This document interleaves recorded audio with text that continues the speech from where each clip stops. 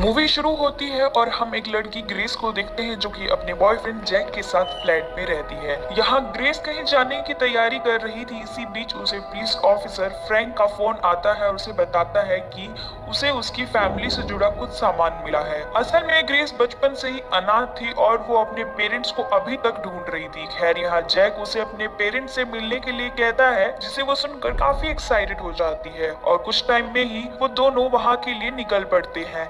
लेकिन अगले ही सीन में हम देखते हैं कि जैक के पेरेंट्स ग्रेस से ठीक से बिहेव नहीं करते, जिस वजह से वो काफी अपसेट रहती है। रास्ते में जैक उसे समझाता है और अपने पेरेंट्स के बिहेवियर के लिए माफी भी मांगता है, जिसके बाद ग्रेस शांत हो जाती है और वो दोनों अब फ्रैंक से मिलने जाने लगते हैं। अब से इस मूवी में हर इंसिडेंट को हम अलग अलग पार्ट में देखेंगे, जिसका पहला पार्ट है इन्वेस्टिगेशन, जिसमें हम देखते हैं कि ग्रेस और जैक फ्रैंक से मिलने के लिए उसके घर आते हैं। यहाँ वो मौजूद नहीं होता, पर ग्रेस उसके घर के बारे में जानती थी कि वो चाबी कहाँ रखता है, जिसके बाद वो गमले के नीचे से चाबी निकालती है और जिसका यूज करके वो घर में एंटर हो जाती है। वो दोनों फ्रैंक के आने का वेट करने लगते हैं और यहीं रुकने का डिसाइड करते हैं। अगले सीन में ग्रेस अपनी जॉगिंग के लिए निकल जाती है और दूसरी तरफ जैक गाड़ी का सामान निकालने के लिए घर से बाहर निकलता है। इधर जब ग्रेस जॉगिंग करती करती काफी आगे तक चली जाती है तो उसे रास्ते में एक स्नेक दिखाई देता है, जिसे देखकर वो काफी घबरा जाती है और तुरंत ही घर की तरफ मुड़ जाती है। दूसरी तरफ जब जैक घर के आसपास का नजारा चेक कर रहा होता है तभी उसे जंगल के पास एक अजीब सा एनिमल मास्क दिखाई देने लगता है, लेकिन वो उस पर खास ध्यान नहीं देता और उसे इग्नोर करने लगता है। इधर ग्रेस जब घर आती है तो उसे एक अननोन नंबर से फोन आता है। उसे लगता है कि फ्रैंक का कॉल है, लेकिन जब वो बात करने की कोशिश करती है तो उसे ठीक से बात नहीं हो पाती। इसलिए जब बाद में वो घर के किचन में जाती है उसे विंडो के बाहर पॉन्ड के पास कोई खड़ा दिखाई देता है। इससे पहले कि वो कुछ ठीक से देख पाती तभी अचानक यहाँ वो स्नेक दिख जाता है, जिससे डर कर उसके हाथ में जो ग्लास था वो टूट कर उसके पैर में ही लग जाता है।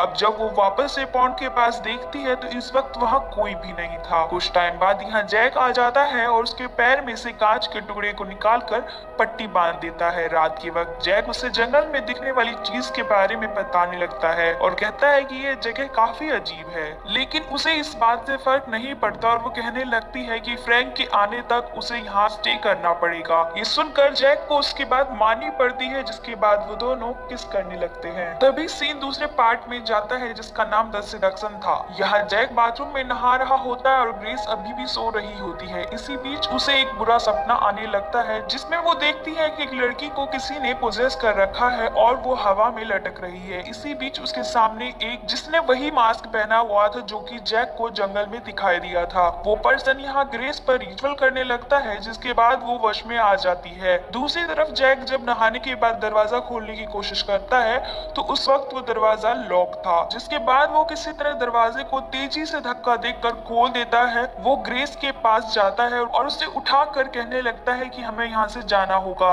ये जगह बिल्कुल भी ठीक नहीं है। अब ग्रेस भी उसकी बात मान लेती है क्योंकि उसने भी सपने में कुछ अजीब चीजें देखी थी। अब जैसे ही जैक अपना सामान लेकर घर से बाहर निकलने की कोशिश करता है तभी वो दरवाजे पर एक मरी हुई बिल्ली को देखता है, जिसके चारों तरफ एक डिमन का सिंबल बना हुआ था। ये देख जैक को कुछ समझ नहीं आता और वो ग्रेस को अभी अंदर ही चलने को बोलता है। अब आगे वो हिम्मत करके घर के बाहर जाता है ताकि वो गाड़ी को दरवाजे तक ले आ सके, लेकिन जब वो बाहर आकर गाड़ी को स्टार्ट करने की कोशिश करता है तभी उसे लगता है कि उसकी गाड़ी के सामने कोई खड़ा है। ये देखकर वो घबराने लगता है और ग्रेस के साथ फिर से घर में चला जाता है। तभी उन्हें घर के चारों तरफ कुछ लोग दिखाई देते हैं जिनके हाथों में मशाले भी होती हैं। अब सीन अगले पार्ट द इनकाउंटर पर शिफ्ट होता है, जहां जैक को लग रहा था कि वो सब किसी कल्ट का हिस्सा है और वो शायद उन्हें मारने आए हैं। इसके बाद वो दोनों मदद के लिए फोन करने की कोशिश करते हैं, लेकिन किसी भी फोन से बात नहीं हो पाती है। अब जब वो दोनों घर के पीछे वाले हिस्से को चेक करने के लिए आते हैं तो उन्हें वहाँ कुछ लोग खड़े दिखाई देते हैं। जैक अब इन सब से परेशान हो चुका था और उनसे कहने लगता है कि तुम ये नाटक करना बंद करो। उसे लगता है कि कोई उन्हें डराने की कोशिश कर रहा है, लेकिन ग्रेस जैक को घर के अंदर ले आती है और वो जैसे ही अंदर आते हैं घर वाले टेलीफोन पर रिंग बजती है, जिसे जैक पिक करता है और उधर से आदमी की आवाज आती है और कहता है कि केवल हमें वो लड़की चाहिए, अगर उसने ऐसा नहीं किया तो वो बच नहीं पाएगा। ये सुनकर वो फोन काट देता है और ग्रेस उससे उस कॉल के बारे में पूछने लगती है, तब वो कुछ नहीं बताता है। इसी बीच घर के दरवाजे पर कोई नॉक करता है। जब जैक दरवाजे पर जाकर चेक करता है तो उसे वेन नाम का एक आदमी मिलता है जो कि फ्रैंक का फ्रेंड था। वो उन्हें बताता है कि वो यहाँ अपने फ्रेंड से मिलने आया है, जिस पर वो उनसे पूछने लगता है कि वो यहाँ क्या कर रहे हैं, जिसके रिप्लाई में वो कहते हैं कि यहाँ वो फ्रैंक से मिलने आए थे और उसी ने उसे यहाँ बुलाया था। खैर वो दोनों उसे उस कल्ट वाले लोगों के बारे में बताने लगते हैं, जिसे सुनकर उसे यकीन नहीं होता क्योंकि उसे घर में आते वक्त कोई भी आदमी दिखाई नहीं दिया था। इसके बाद जब वो अपने ट्रक में से अपना फोन लेने जाता है तभी उसे सभी लोग दिखाई देने लगते हैं, जिसे देखकर वो काफी घबरा जाता है और अब उन दोनों के साथ गन ढूंढने लगता है ताकि वो यहाँ से निकल सके, लेकिन उन्हें काफी ढूंढने पर भी गन नहीं मिलती। इसी बीच जब वेन अलमारी का दरवाजा खोलता है और उसे उसके अंदर फ्रैंक की डेड बॉडी मिलती है जिसकी कंडीशन ठीक नहीं थी। साथ ही उसकी बॉडी को देखकर लग रहा था कि कुछ दिनों पहले ही वो मर चुका है। अब ये देखकर वेन काफी गुस्से में आ जाता है और एक रॉड लेकर घर के बाहर खड़े लोगों को मारने के लिए चला जाता है, लेकिन जब वो उन पर अटैक करने की कोशिश करता है तभी कल्ट का लीडर डिमोनिक पावर से उसे पकड़ लेता है और उसकी बॉडी की हड्डियों को तोड़ने लगता है। तभी उसका एक साथी तलवार लेता है और उससे वेन पर अटैक कर देता है, जिससे वो तड़प तड़प कर मर जाता है। इधर ग्रेस को अजीब से विजन दिखने लगते हैं जिसमें वो खुद को एक जंगल में पाती है जहाँ वही कल्ट वाले लोग थे। इसी के साथ इस मूवी का अगला पार्ट द एक्सपीरियंस शुरू हो जाता है, जहाँ जंगल में ग्रेस जब भागने की कोशिश करती है इसी बीच उसके कपड़ों में खून लग जाता है। इधर जैक उसे तेजी से आवाज लगाने लगता है और उसके ऐसा करने से ग्रेस होश में आ जाती है। अब जैक उसे एक जगह छोड़कर फिर से गन ढूंढने के लिए निकल जाता है। तभी वो एक खिड़की से बाहर की तरफ देखता है जहाँ वो लोग इस वक्त एक डिमोनिक साइन को जला रहे थे और वो जैक की तरफ इशारा करते हैं कि ग्रेस को वो उनके हवाले कर दे। इधर ग्रेस घबराती हुई अपना फोन ढूंढने लगती है, तभी उसे बेड के पास फोन मिल जाता है जिसमें किसी की कॉल आ रही थी। उधर से एक आदमी की आवाज आती है जो कि उसे अपने साथ चलने के लिए बोल रहा था और साथ ही हम देखते हैं कि वो उसके नाम के बारे में भी जानता है। ये देखकर ग्रेस काफी डर जाती है और फोन फेंक देती है और चिल्लाने लगती है। उसकी आवाज सुनकर जैक उसके पास आता है और उसे शांत करने लगता है।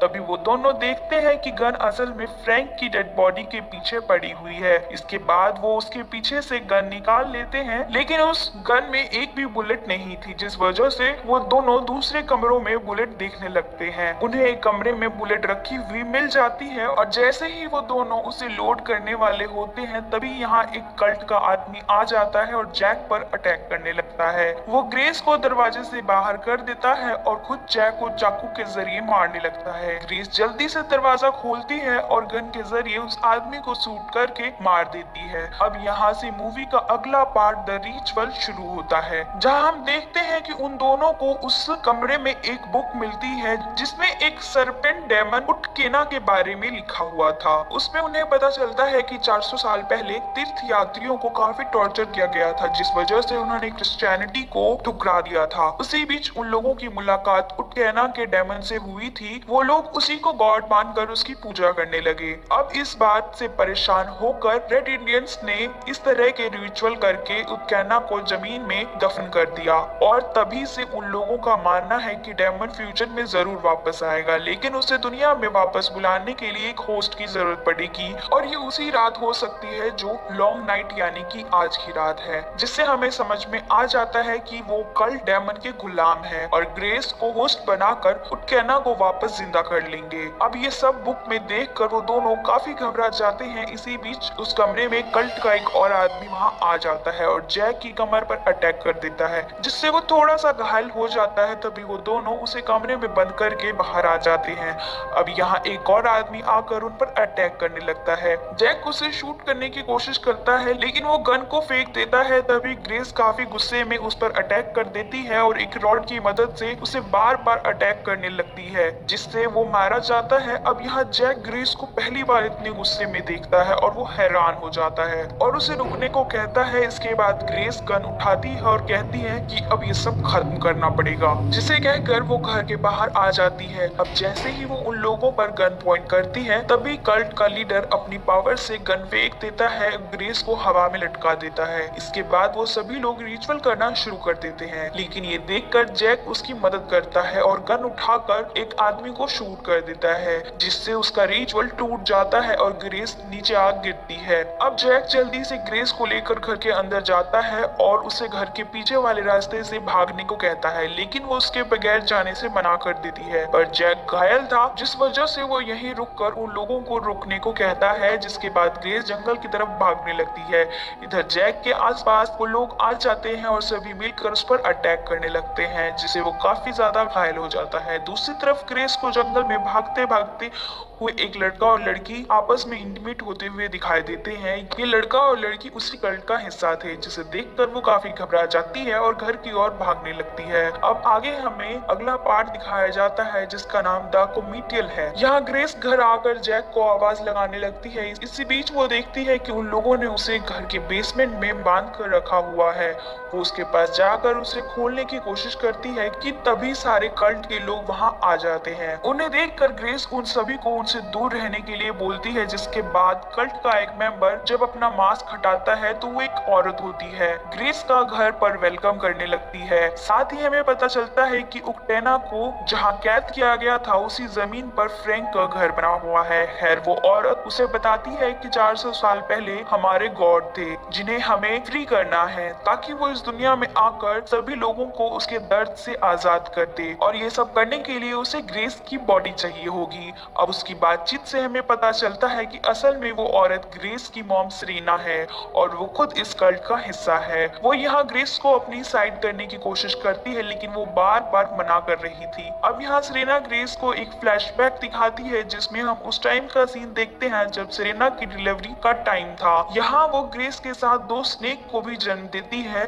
जिसका इशारा था कि उक्टेना उसी बच्चे को अपना होस्ट बनाएगा, जिसके बर्थ के साथ स्नेक भी निकले। इस वक्त उसके आसपास वो कल्ट के लोग भी थे। अब इस विजन को देखकर वो काफी उसे अजीब लगता है। तभी कल्ट का एक आदमी उसे खून से भरा गिलास पीने को कहता है और ग्रेस बिना कुछ सोचे समझे उसे पी जाती है। उसे पीने के बाद वो चिल्लाना शुरू कर देती है, अपने बालों को नोचने लगती है। अब ये देखकर कल्ट के लोग डेमन गॉड उक्टेना को आवाज लगाने लगते हैं। तभी ग्रेस अचानक से चिल्लाना बंद कर देती है। अब सभी लोगों को लगता है कि उक्टेना अब कैद से आजाद हो गया है, जिस वजह से सभी लोग उसके सामने झुकने लगते हैं और हम देखते हैं कि ग्रेस को उक्टेना ने अपना होस्ट बना लिया है। सेरेना उसे कहने लगती है कि वो उसे आगे की राह दिखाए, जिस पर ग्रेस अपनी माइंड पावर से उसे मार देती है, लेकिन इसके बाद वो तेजी से चिल्लाने लगती है, जिससे वहां मौजूद सारे कल्ट मारे जाते हैं। आगे हम मूवी के आखिरी पार्ट द रिन्यूअल को देखते हैं, जहां ग्रेस जैक के पास जाती है और उसे किस करने लगती है, लेकिन इसी बीच वो एक चाकू की मदद से उसे मार देती है। मूवी के आखिरी सीन में हम सुबह का टाइम देखते हैं, जहां ग्रेस घर के बाहर की तरफ आ जाती है। तभी वो घर की बाउंड्री पर आकर रुकती है और सेरेना की बात याद करने लगती है, जिसमें वो कह रही थी कि उक्टेना उसी जगह पर 400 सालों से कैद था, लेकिन इस बार उक्टेना उस जगह को क्रॉस करके बाहर निकल रहा है, यानी डेमन अब आजाद घूमने निकल गया है। और इसी के साथ ये मूवी यहाँ एंड हो जाती है।